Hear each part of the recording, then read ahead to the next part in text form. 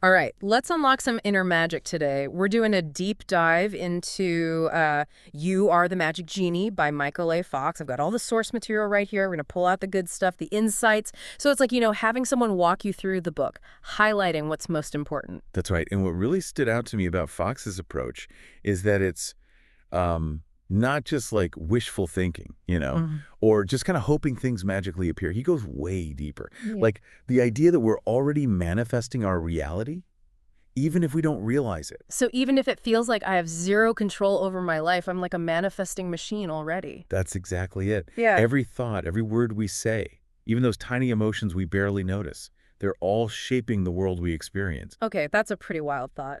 But if we're already manifesting, then why aren't we all living our dream lives? Ah, that's where it gets interesting.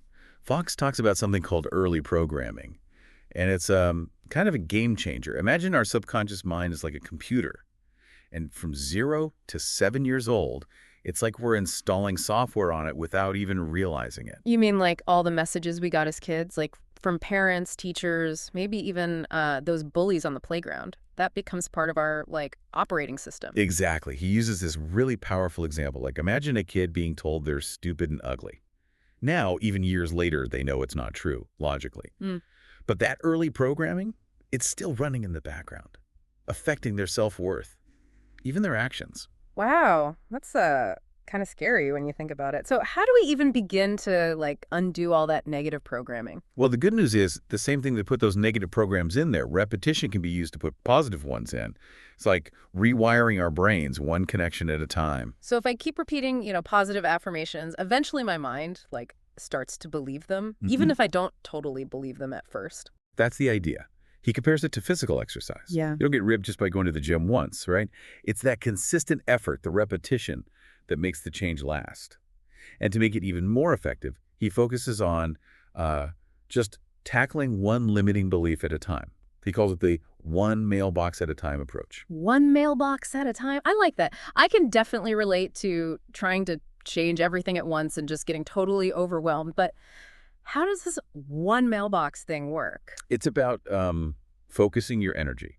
So instead of trying to change everything at once, you pick one limiting belief. Maybe it's, I'm not good enough, or, I'll never find love. And you focus all your energy on replacing it with the opposite, the positive. So instead of I'm not good enough, I'd say I am worthy and capable. Got it. But do we have to believe it for it to actually work? Like really believe it? Not necessarily right away. Remember, it's about repetition. Think of it like building a new pathway in your brain. At first, it's faint, but with each repetition, it gets stronger, more ingrained. And that's where things like affirmations and visualizations come in, right? Exactly. Fox says to use multiple senses to make those new beliefs stick. Like say them out loud, write them down, even listen to recordings of them. He even suggests this acting exercise where you write a detailed description of your ideal self living your dream life, but all in the present tense. Then you read it, write it, and listen to it every day. So I'm writing my own success story and then immersing myself in it. That's cool. But what about when those old negative programs, try to creep back in? Oh, they'll definitely try to pop up again, but the more you practice, the better you'll get at recognizing them. Yeah. And then choosing a different thought. It's like having a mental spam filter. You can't stop the spam from coming in, but you can choose not to open it. Okay, I see how this takes practice and consistency. It's not about being a positivity robot. It's more about being aware of our thoughts and choosing to focus on the ones that, empower us. You know what's fascinating? Fox says these internal shifts, they don't always need some huge life-changing event to happen. You hear about it sometimes, right? Yeah. Like someone survives a plane crash and suddenly their whole perspective changes. But for most people, it's more about, making those small daily choices. So it's less about waiting for a lightning bolt to hit and more about showing up every day and putting in the work. Exactly. It's like learning any skill. You don't become a concert pianist overnight. It's the hours of practice, the repetition that leads to mastery. That's where the one mailbox at a time idea comes in again. Yeah. We pick one belief and we focus on replacing it with its positive counterpart. We don't try to do everything at once. Okay, but I gotta be honest, sometimes the whole affirmation thing feels kind of cheesy. Do I really have to stand in front of the mirror and say I'm worthy 100 times? You could, if that works for you. But the important thing is finding what fits your personality. Maybe it's journaling, maybe it's vision boards, maybe it's just having a conversation with yourself where you consciously choose those empowering thoughts. It's about finding your own way to do this mental rewiring. So it's less about following a formula and more about like, what feels authentic to me? I can get behind that. But what about those times when we know what we want, but we just can't seem to take action? Like we're stuck, even if we're saying all the right affirmations. That's where Fox's idea of attitude comes in. And it's not just about slapping on a smile and pretending everything's perfect. He defines attitude as this mix of thoughts, feelings, and actions. So it's not enough to just think positive, we also have to feel it and actually take action. Exactly. He gives this great example of Ben Simmons, the basketball player. Super talented athlete. But he seems to struggle with these negative thought patterns, that really sabotage his game. Even when he has a clear shot, there's this hesitation, this doubt, and he ends up passing the ball instead of taking the risk. Oh yeah, I've seen that. You can practically see the mental battle happening on his face. It's like a reminder that even people who seem to have it all can still struggle with these, limiting beliefs.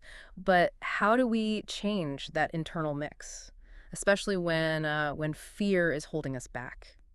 That's a great question, and Fox actually has a pretty unique take on fear. He says fear often comes from ignorance, meaning a lack of understanding or experience in a particular area. And the solution, study and action. So if I'm terrified of public speaking, the answer isn't to avoid it completely, but to like learn more about it, maybe take a class, and then start putting myself out there little by little. Exactly. He talks about his own fear of public speaking and how his mentor challenged him to go live on Facebook every single day for 90 days. Talk about facing your fears head on. Wow, that's intense. But I can see how that kind of constant exposure could help rewire those fear responses. Did it work for him? He says it totally transformed his relationship with public speaking. Through that repeated action, he gained experience, understanding, and finally, confidence. It's like the more we get familiar with something we fear, the less power it has over us. Makes me think of that saying, feel the fear and do it anyway. It's not about pretending we're not scared, but choosing to act in spite of it. And Fox goes even further. He reframes fear as a signal that we're about to grow. Like Yeah. it's our mind's way of saying, hey, this is new territory. Be careful, but keep going. That's a really empowering way to look at it. So it's not about getting rid of fear completely, but understanding where it's coming from and then taking action anyway. Exactly. He also makes the point that we don't have to wait to feel totally fearless before we take action. Sometimes the action itself helps us overcome the fear. That makes a lot of sense. It's like building momentum. The more we act in line with our goals, even when we're scared, the easier it becomes to keep moving forward. Absolutely. And this brings us back to that Google analogy. If we keep searching for reasons why something won't work, guess what? We're going to find them. Right. It's like we're feeding our minds a steady diet of negativity. But if we start looking for possibilities, for solutions, for reasons to be grateful, our whole perspective changes. Exactly. It's like swapping out a faulty search engine for one that's optimized for success. I love that. Really highlights how powerful our thoughts are and how they shape our reality. But how do we make sure we're using this power effectively, especially in the long run? Well, towards the end of the book, Fox talks about becoming specialists. Yeah. He argues that we don't need to be good at everything when it comes to personal growth. Mm. We could pick one area that really resonates with us. Maybe it's affirmations, maybe it's understanding our fears, maybe it's shifting our attitude, and really dive deep into it. So instead of trying to be a jack of all trades, we should pick one area and become a master of it. Exactly. It's like any other field. You have doctors who specialize in cardiology or neurology. They've spent years honing their skills in that specific area. They're experts. And Fox suggests we do the same with personal growth. Choose one practice, really master it before moving on to others. Okay, that makes a lot of sense. It's less about trying to do everything perfectly and more about focusing our energy where it'll have the biggest impact. Yeah, that makes sense. It's not about being like self-help generalists, but finding our thing and getting good at it. Right. He even says we should become specialists in the basics, really hone those foundational techniques before we try anything more advanced. Like, think of it like learning an instrument. You wouldn't try to learn piano, guitar, and drums all at the same time, would you? No way. You'd pick one and really focus on those skills. I like that. And it's reassuring for anyone who feels overwhelmed. Like, there's so much to learn and do, but really, it's about picking one area and getting good at it. Absolutely. And just like with any instrument, the key to mastery is consistent practice. You got to show up regularly, even when you don't feel like it. Put in the time and effort. Fox actually compares it to building a house. You got to have that solid foundation before you can start adding all the fancy stuff. Right. It's not about being perfect or knowing all the answers. It's about showing up, practicing the basics, and trusting the process. And I think that's what makes Fox's message so powerful. It's about embracing the journey of personal growth, being patient with ourselves, and celebrating every step we take towards becoming the best version of ourselves. I'm feeling inspired, but there's one thing I'm still kind of stuck on, this whole idea that we create our own reality. I mean, what about things that are totally out of our control? Like, I can't just manifest a winning lottery ticket, right? Right, that's a good point. And it's something Fox talks about directly. He's not saying we have complete control over every single thing that happens in our lives. There are definitely external factors. Yeah. But what he is saying is that we have control over how we perceive those events, our emotional response, the meaning we give them. So less about controlling the outside world and more about mastering our inner world. Exactly. He uses this analogy of a ship's captain. The captain can't control the weather, but they could adjust the sails, navigate the currents, and steer the ship where they want it to go. I love that analogy. It's like we have the power to choose our course, even when things get rough. Exactly. And that's the beauty of Fox's message. It's hopeful, it's empowering, it invites us to step into that role of creator in our own lives. Okay, so to wrap things up, what would you say is the most important takeaway from You Are the Magic Genie? For me, it's that we have way more power than we think we do. It's not about pretending everything is perfect or denying the challenges. It's about recognizing that we can choose our thoughts, change our perspectives, and create a reality that reflects what we truly want. So as we go back out into the world, I want to leave you with this thought. What's one area you can become a specialist in positive change this week? Maybe it's starting a daily gratitude practice or facing a fear you've been avoiding. Maybe it's just choosing to focus on the good, even when things are tough. Yeah. Whatever it is, remember, you have the power to make it happen.